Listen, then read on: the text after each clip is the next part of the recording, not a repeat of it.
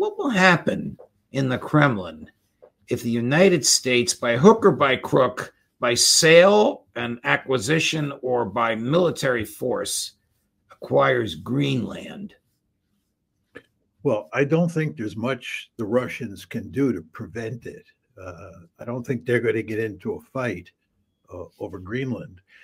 What's going on here is in large part a consequence of the Ukraine war. I don't think that most people realize this, but as a result of the Ukraine war, we in effect picked a fight with Russia.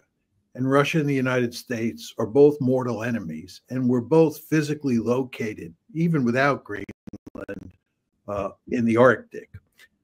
Furthermore, as a result of the Ukraine war, Finland and Sweden have joined NATO.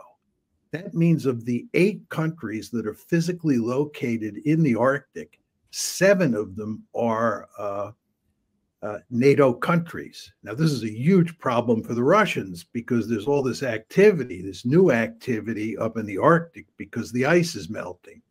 So what the Russians have done, they didn't want to do this, but we in effect forced their hand, is they've invited the Chinese to go up to the Arctic with the Russians. Oh, my goodness. The fact that there are 7 NATO countries out of the 8 up there. So what you have is an area of increasing strategic concern where the Russians are nervous and the Russians have invited the Chinese in. And of course, we're getting nervous as well because we understand the importance of the Arctic. So it's not that surprising that Trump is talking about taking Greenland.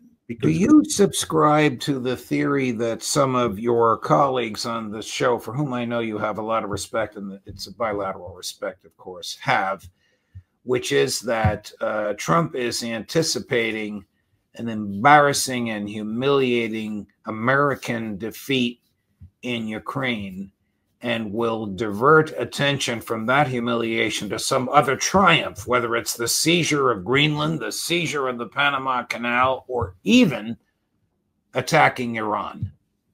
I think that's possible, even likely. But I think even if you didn't have the impending Ukraine disaster, Trump would still be doing this. Trump is Trump.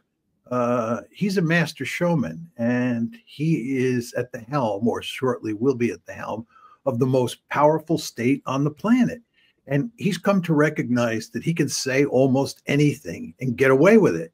And given his basic personality, he does shoot off at the mouth all the time. So I think even without Ukraine, he would be doing this. But nevertheless, he does face a huge problem here. And that is that Joe Biden has successfully kicked the can down the road, much the way Trump kicked the can down the road on Afghanistan, and it ended up in Biden's lap. Ukraine now ended up in Trump's lap. And when it all goes to hell in a handbasket, all the Democrats and all the anti-Trump people are going to point their finger at Trump and say he failed. It was a massive disaster for the United States, and he's responsible. Why do you think Trump is blaming the desire for recapturing the Panama Canal on the presence of Chinese? I mean, is there any evidence that the Chinese have taken over the canal or are operating it secretly or openly? No, no. I mean, China is not a threat, a military threat anywhere in the Western Hemisphere. And the United States will not let China become a military threat in the Western Hemisphere. This is the Monroe Doctrine. It hasn't gone away. I don't understand why Trump is so interested in taking back the Panama Canal. It doesn't make sense to me at this point in time. One could hypothesize a situation where it might matter, 20 or 30 years from now. I think it's extremely unlikely, but you could imagine a scenario. But there's no scenario today that justifies that kind of talk. Greenland is a different matter, as we were talking about before. Greenland is, up there in the Arctic, and it matters greatly for strategic purposes. But the Panama Canal, I just don't understand it. Do you understand why he wants to change the name of the Gulf of Mexico? Well, he wants to humiliate the Mexicans. He does. I mean, we've been watching him humiliate Justin Trudeau. Justin Trudeau really looks like a pathetic figure because Trump towers over him, and Trump is able to use his New York City rhetoric to really make